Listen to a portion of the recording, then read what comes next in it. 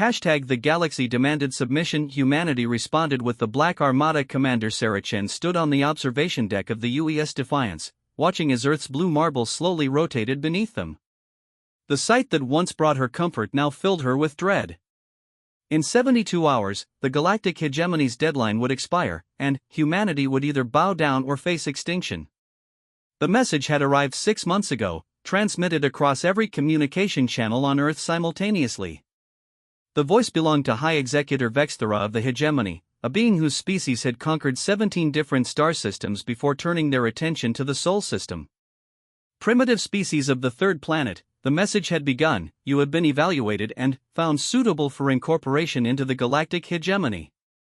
You will surrender your military assets, submit your governance to our appointed administrators, and prepare your population for productive integration. Resistance is futile and will result in planetary sterilization. Sarah remembered the chaos that followed. World leaders had scrambled to respond, some advocating immediate surrender, others calling for desperate resistance. The hegemony had demonstrated their power by casually destroying Mars' largest mining station with a single shot from their flagship, killing 3,000 workers in an instant. The weapon had torn through the station's shields like they were made of paper. But humanity had something the hegemony didn't expect. They had Admiral Marcus Kane. Kane had been quietly working on a project that most of the military brass considered impossible. For 15 years, ever since the first detection of alien signals from beyond the solar system, he had been preparing for this moment. While politicians debated and scientists studied, Kane had been building.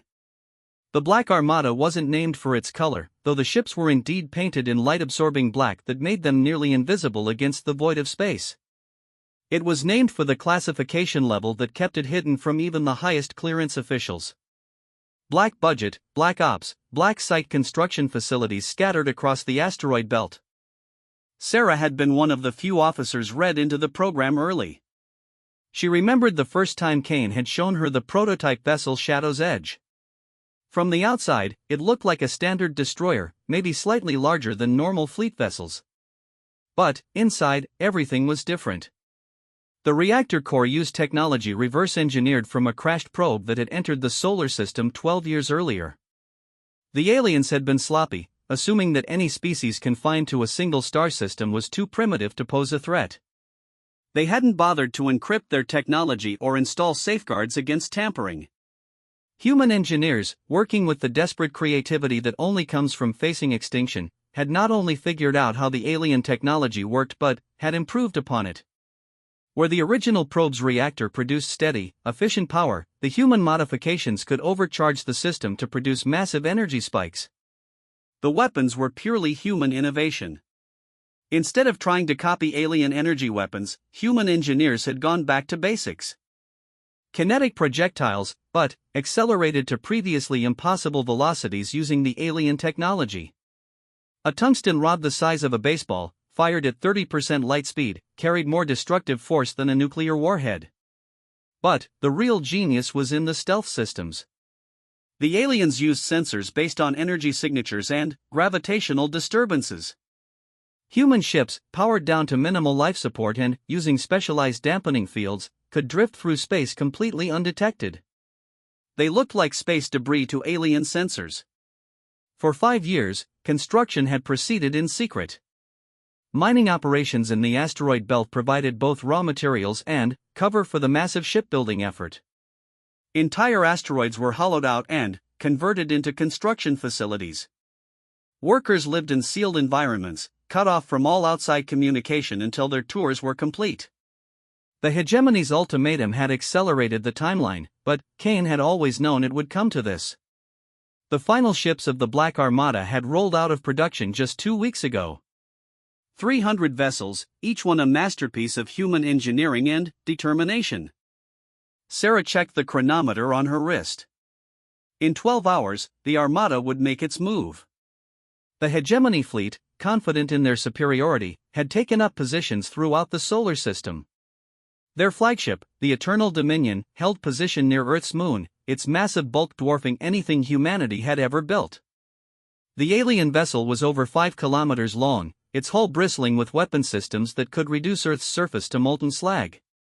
Surrounding it were dozens of smaller vessels, each one more than capable of destroying Earth's entire visible fleet.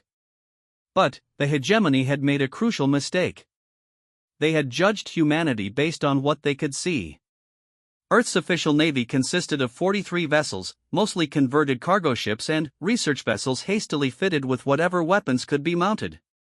It was a pathetic force by galactic standards, exactly what the aliens expected from a primitive species. Kane's voice crackled over the communication system, reaching every ship in the hidden fleet. "Ladies and gentlemen, in a few hours we're going to show the galaxy something they've never seen before. Not just human courage, not just human innovation, but human stubbornness. They think they can waltz into our system and demand our surrender. They think we'll roll over because they have bigger guns and more ships." Sarah could hear the steel in the Admiral's voice, the same tone that had convinced her to join this impossible project years ago. "They're about to learn that humans don't roll over. We fight. We adapt. We overcome. And, when someone threatens our home, we hit back harder than they ever imagined possible." The plan was elegant in its simplicity. The hegemony fleet was spread throughout the system, confident that their sensors would detect any approaching threat long before it posed a danger. They had positioned their ships to cover all major planets and strategic points, but they hadn't bothered to watch the asteroid belt closely. Phase 1 would begin with a single ship, the Phantom Strike, breaking stealth near Jupiter. It would fire a full spread of kinetic rounds at the hegemony patrol ships in that sector, then immediately retreat back into the asteroid field. The aliens would pursue, confident that they were chasing a lone rebel vessel. They would be wrong. The entire asteroid belt had been turned into a killing field. Hidden among the rocks were not just construction facilities, but weapons platforms, missile batteries, and entire squadrons of Black Armada vessels waiting in perfect stillness. The pursuing hegemony ships would find themselves in the middle of the largest ambush in human history. But that was just the opening move. While the aliens were dealing with the asteroid field, the main force of the Black Armada would be moving into position around Earth. 300 ships, invisible to alien sensors, would emerge from stealth simultaneously and begin the real battle. Sarah looked around at her bridge crew. They were young, most of them barely out of the academy, but they had trained for this moment their entire careers. They knew the odds. The hegemony had thousands of ships scattered across the galaxy. Even if humanity won this battle, it would only be the beginning of a much larger war. But that didn't matter now. What mattered was showing the galaxy that humanity wouldn't go quietly into the night. The communication system chimed with an incoming transmission from Earth Command. "All Black Armada vessels, this is Admiral Kane. Phase 1 begins in 6 hours. Remember your training, trust your equipment, and show these aliens what happens when they threaten Earth." Sarah turned to her crew. "You heard the Admiral.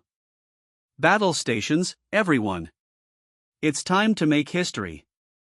As the Defiance powered up its systems and began its approach vector toward the moon, Sarah couldn't help but smile. The hegemony thought they were dealing with a primitive species. They were about to discover just how wrong they were. #The galaxy demanded submission. Humanity responded with the Black Armada. Lieutenant Jake Morrison gripped his control stick as the Phantom Strike broke from the shadow of asteroid designation TK-421. Around him, the bridge was bathed in red emergency lighting, all non-essential systems powered down to maintain their stealth profile. Through the view screen, he could see the 3 hegemony patrol ships holding position near Jupiter's 4th moon. "Weapons hot," reported Tactical Officer Linda Reyes. "All kinetic batteries charged and ready." Morrison nodded. "Remember, we only get one shot at surprise. Make it count." The Phantom Strike was one of the smaller vessels in the Black Armada, designed specifically for hit-and-run operations. Its hull was packed with the most advanced human weapons technology, but, more importantly, it was fast. Once they revealed themselves, they would have maybe 30 seconds before the entire hegemony fleet started moving to intercept them. "Fire," Morrison commanded. 6 tungsten rods, each accelerated to devastating velocity, streaked across the void toward the unsuspecting alien vessels. The hegemony ships detected the incoming projectiles at the last second, their energy shields flaring to life. But the kinetic rounds had been designed specifically to overcome energy shielding. They punched through the alien defenses like bullets through tissue paper. The first patrol ship, a sleek Predator-class vessel that the hegemony used for reconnaissance, simply ceased to exist.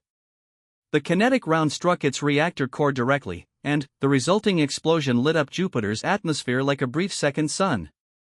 The second ship lost its entire forward section but managed to stay intact, immediately broadcasting distress signals in the clicking, chittering language of the hegemony. The third ship, faster than its companions, managed to raise its shields in time. The tungsten rod struck the energy barrier and deflected, but the impact overloaded the ship's power systems. Dead in space, it drifted helplessly as emergency lights flickered across its hull. Direct hits on all targets, Reyes reported. 2 kills confirmed, 1 disabled. Now comes the hard part, Morrison muttered. Navigation, get us out of here. Emergency acceleration, back into the asteroid field. The Phantom Strike's engines roared to life, pushing the crew back into their seats as the ship accelerated at maximum burn. Behind them, space was already filling with hegemony vessels as the alien fleet responded to the attack. Morrison counted at least 20 ships breaking from their patrol patterns, moving to intercept what they assumed was a single rebel vessel. They're taking the bait, Reyes said, monitoring the enemy fleet movements. Estimated intercept in 4 minutes. Morrison activated the fleet communication system. Black Armada actual, this is Phantom Strike. Phase 1 is active. The Hornets are angry and heading for the nest. Admiral Kane's voice came back immediately. Confirmed, Phantom Strike. All asteroid field units, prepare for contact. Remember, we want them deep in the field before we spring the trap. The asteroid belt had been humanity's secret weapon for months. What looked like random space debris to alien sensors was actually a carefully orchestrated defensive network. Hidden among the larger rocks were weapons platforms that looked like mining equipment. Disguised as scientific research stations were missile batteries capable of firing hundreds of rounds per minute. And, scattered throughout the field, perfectly motionless and invisible, were over 100 Black Armada vessels waiting for the signal to attack. Morrison watched his screens as the pursuing hegemony ships entered the outer edge of the asteroid field. The aliens were confident, their formations tight and professional. They had done this before, hunting down primitive rebels who dared to resist the might of the hegemony. Asteroid Field Command, this is Phantom Strike, Morrison transmitted. Foxes are in the henhouse. Repeat, foxes are in the henhouse. The response was immediate and devastating. From what appeared to be a simple mining asteroid, a massive kinetic cannon emerged and fired directly into the lead hegemony destroyer. The alien ship's shields flared and failed as the round tore through its hull from bow to stern. Secondary explosions rippled along its length as atmosphere vented into space. But that was just the beginning. All around the pursuing fleet, asteroids that had seemed dead and lifeless suddenly came alive with weapons fire. Missile batteries revealed themselves and launched coordinated volleys. Hidden gun platforms emerged from concealed positions and began firing kinetic rounds at point-blank range. The hegemony ships found themselves in the middle of a killing field unlike anything they had ever encountered. Their sensors, designed to detect energy signatures and large metal objects, had completely failed to identify the human defensive positions. To them, it appeared as if the asteroids themselves had come alive and started shooting. This is Hegemony Command Vessel Subjugator, an alien voice transmitted on all frequencies. Withdraw immediately or face total destruction. You are outnumbered and outgunned. Morrison couldn't help but laugh. From his position, he could see the alien commander's ship, a massive dreadnought that was even now turning to flee the asteroid field. But the hegemony vessel was too slow, too large to navigate the narrow spaces between the rocks where human ships could move with ease. Black Armada units, this is Field Command, came the voice of Captain Rodriguez from the hidden command station. Light them up. Show them what human engineering can do. The hidden ships of the Black Armada revealed themselves in perfect coordination. One moment the space around the hegemony fleet appeared empty except for asteroids. The next moment, human vessels were emerging from concealment on all sides, their weapons already firing. The battle was unlike anything Morrison had ever seen. Human ships, smaller and more agile than their alien counterparts, darted between the asteroids like fighter planes in an aerial dogfight. They used the rocks as cover, appearing just long enough to fire devastating volleys before disappearing back into concealment. The hegemony ships, designed for open space combat, found themselves at a massive disadvantage. Their larger vessels couldn't maneuver effectively in the tight spaces, and their energy weapons were less effective against targets that could duck behind solid rock for cover. But the real genius of the human strategy became apparent as the battle continued. Every time a hegemony ship tried to retreat, it found its path blocked by more hidden human vessels. The aliens had entered the asteroid field thinking they were pursuing a single enemy ship. Instead, they had walked into a carefully prepared trap with over 100 human vessels waiting for them. Phantom strike, this is Admiral Kane, the communication system crackled. Phase 1 is proceeding better than expected. How are your systems holding up? Morrison checked his status displays. All green, Admiral. We're ready for Phase 2 whenever you give the word. Outstanding. Begin your run on the inner system. It's time to show the hegemony what real human firepower looks like. Morrison felt his pulse quicken. Phase 2 was the most dangerous part of the plan. While the asteroid field battle was keeping a significant portion of the hegemony fleet occupied, the main alien force was still positioned around Earth and the Moon. The Eternal Dominion and its escort fleet represented enough firepower to glass the entire planet. But they were about to discover that the asteroid field attack had been just a diversion. Navigation, plot a course for Earth, Morrison ordered. Best possible speed. Weapons, prepare our special package for delivery. The special package was a single kinetic round, larger and faster than anything humanity had ever built before. It had been designed specifically to penetrate the shields and armor of the hegemony flagship. If Morrison could get close enough to deliver it, the war might be over before it really began. But first, they had to survive the run through the inner system, where the most powerful ships in the hegemony fleet were waiting. The galaxy demanded submission. Humanity responded with the Black Armada. High Executive Vexthera watched the tactical displays from the bridge of the Eternal Dominion with growing unease.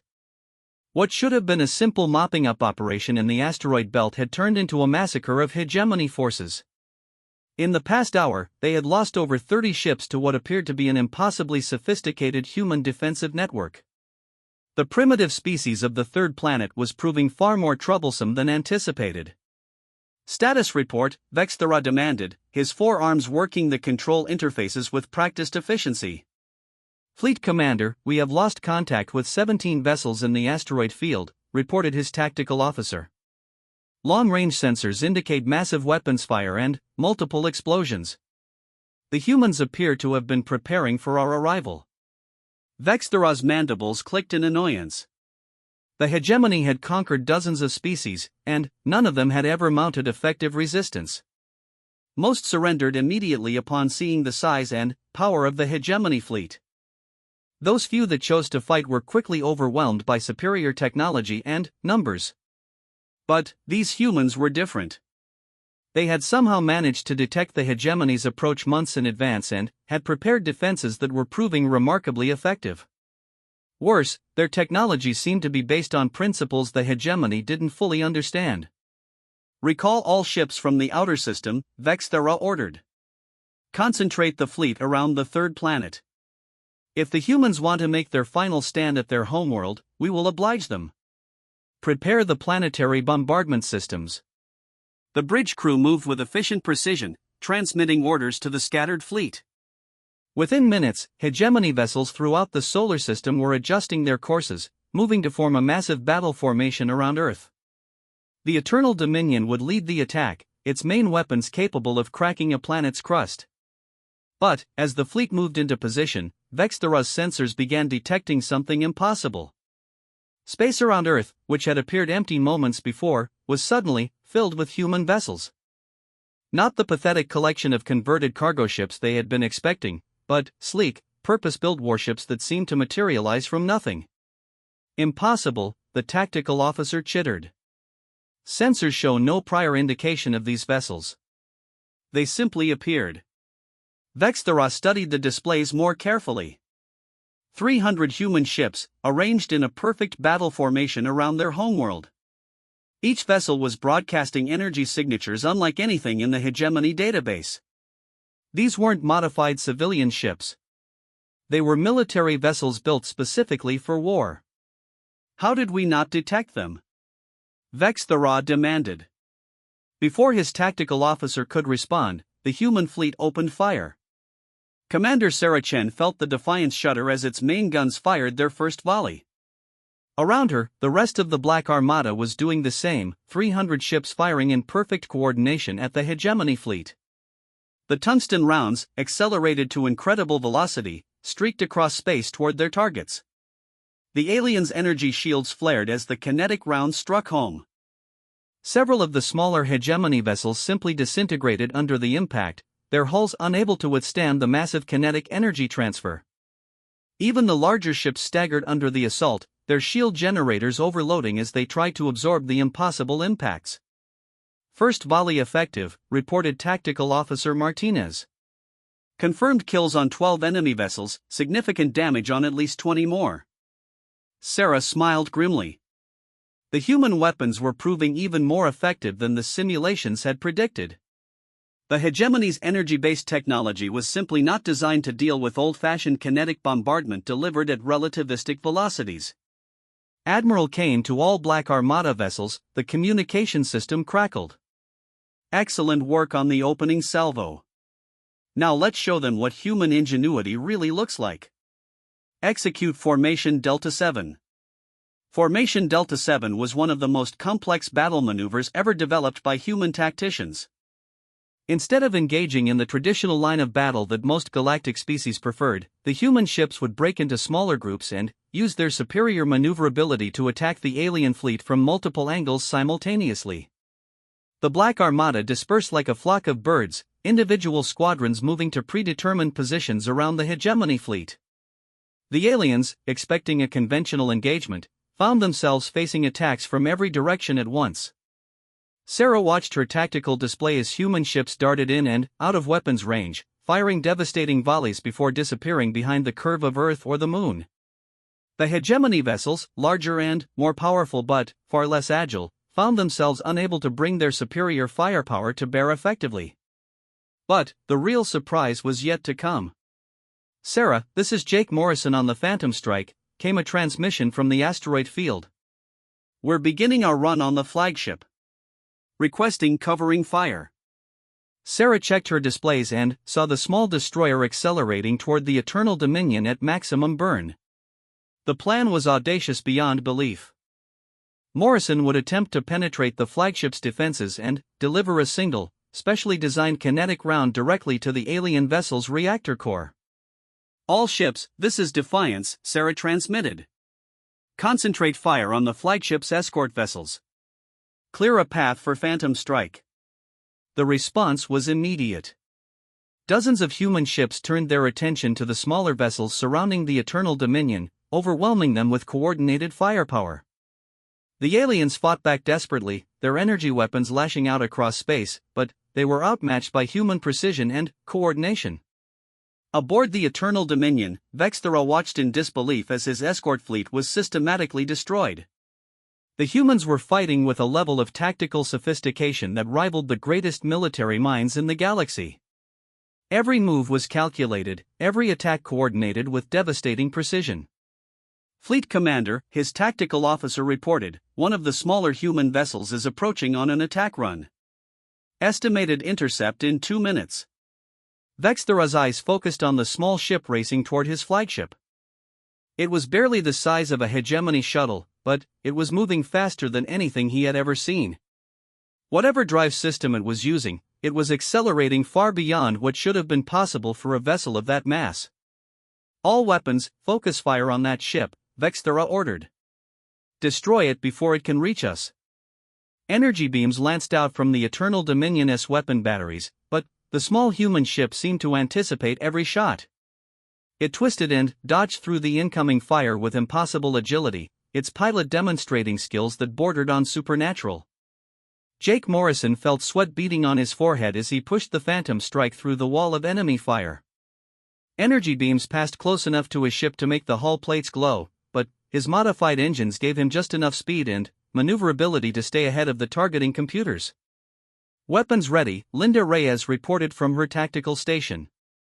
Special package loaded and armed.